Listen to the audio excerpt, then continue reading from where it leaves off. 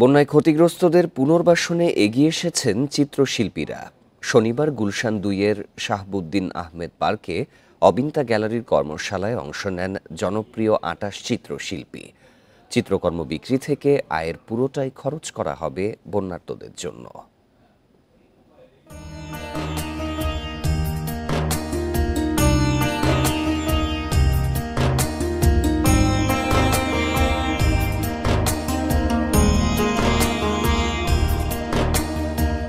ঝিরিঝিরি বৃষ্টি ঝরছে, এর মধ্যেই পার্কের এক কোণে চলছে কর্মশালা।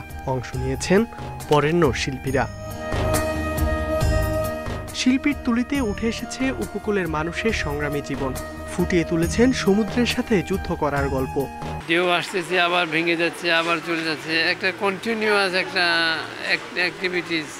আর এরপরে যে কি সমুদ্রে তো আমরা কল্পনার বাইরে, আমাদের সব কিছুই বিশাল একটা জিনিস। মনটা অন্যরকম হয়ে যায় সমুদ্রের পাড়ে গেলে। পায়রা বা মানুষ, প্রতিটি প্রাণী চায় নিরাপদ আশ্রয়। আবাসের খোঁজে সাম্প্রতিক বন্যায় প্রকাশ পেয়েছিল মানুষের তেমনই অসহায়ত্ব, তারই ইঙ্গিত দিচ্ছে এই ছবি। আমরা তো তেমন কিছু করতে পারিনি, কারণ আমরা যদি ছবি এঁকে ছবিটা যদি বিক্রি হয়, ওই টাকাটা আমরা বন্যাদুর্গতের জন্য যদি দিতে পারি। শত আধার পেরিয়ে সমাজকে শিল্পীরা দিতে চান সুন্দর আগামীর বার্তা। জনপ্রিয় শিল্পীদের সাথে রং তুলিতে হাজির হয়েছে শিশুরাও।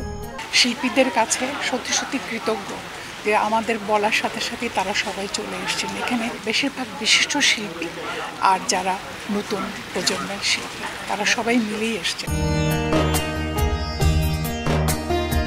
কর্মশালায় আঁকা ছবিগুলো রাখা হবে রাজধানীর প্রগতি সরণির অবিন্তা গ্যালারিতে, কেনা যাবে সেখান থেকেও। ইকরামুল কবির, ইন্ডিপেন্ডেন্ট নিউজ, ঢাকা।